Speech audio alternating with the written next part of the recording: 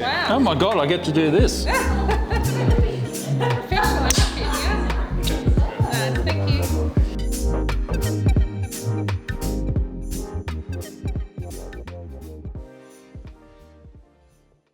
This poly crisis that we're in is caused by a combination of factors that are all interconnected. Fundamentally, we have not proved very good at making our democratic system of government work. And I'm not saying other systems of government are better. I'm just saying that we've not proved very good at making our system work. And we need to get better at making our system work. There was a time actually at the end of the last century, when I think we were doing a pretty good job. And there have been attempts by various people to do big things in the first 20, 25 years of this century as well. Those things have not stuck. They've not endured. And I'm talking about things like applying a sensible economic policy to achieve climate change, the removals of carbon from the atmosphere and to reduce carbon going into the atmosphere. I'm talking about attempts that have been made to repair the natural environment. A lot of things have been tried, but they just haven't stuck. And the reason they haven't stuck is because we seem to lack the political supports or supports for the political system to ensure that decisions that are being taken today are not purely populist decisions, that government is not being hijacked by vested interests, and that government is actually governing in the best interests of future generations. It's all connected.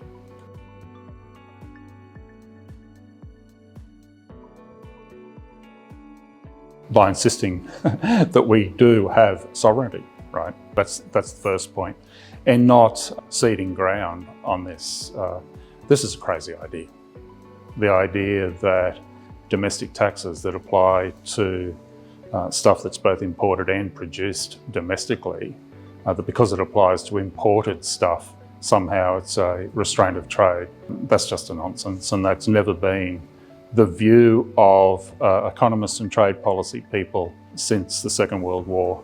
I think it's really quite silly to be regarding domestic taxes of that sort as constituting an impediment to trade.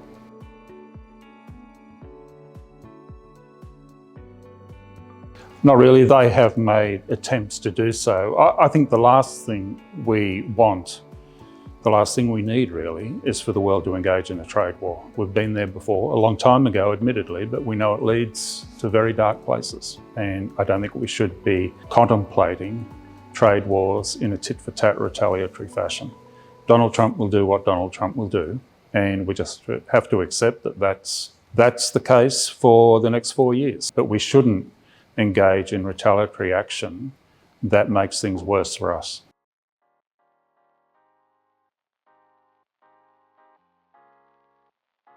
I wouldn't have done anything differently. The thing is, though, that we changed course in the middle of the review because the economic circumstances and the fiscal circumstances changed. When that review was commissioned, it was commissioned in early 2008. That's prior to the global financial crisis.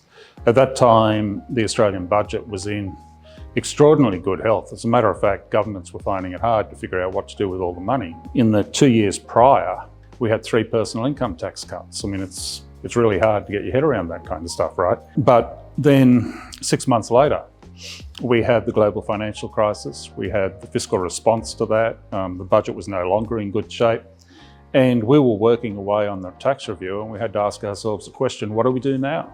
And because we thought that we were designing a big tax package with so much money to give away that everybody would be happy, that's what we thought. In the middle of the review then, we had to change course, and so we decided that, well, instead of doing that, we would chart a course for future implementation over a long period of time. I didn't think it would be more than 15 years, honestly I didn't. I just couldn't imagine that it would be, but we didn't expect everything to be done at once. We thought, here's a pathway. Do what you can when the circumstances permit, depending upon, obviously, the political climate, the budgetary situation, and all that kind of stuff. These are the pathways, or this is the pathway, that the country should go down over the next however many years. And I think that's still the point. And I think that, okay, if you were to design a particular tax package from our review today, it would be different from what you would have taken or designed 10 years ago or even 5 years ago, right? But nevertheless, you'd still want to observe those principles and ensure that you were on that pathway, somewhere on that pathway.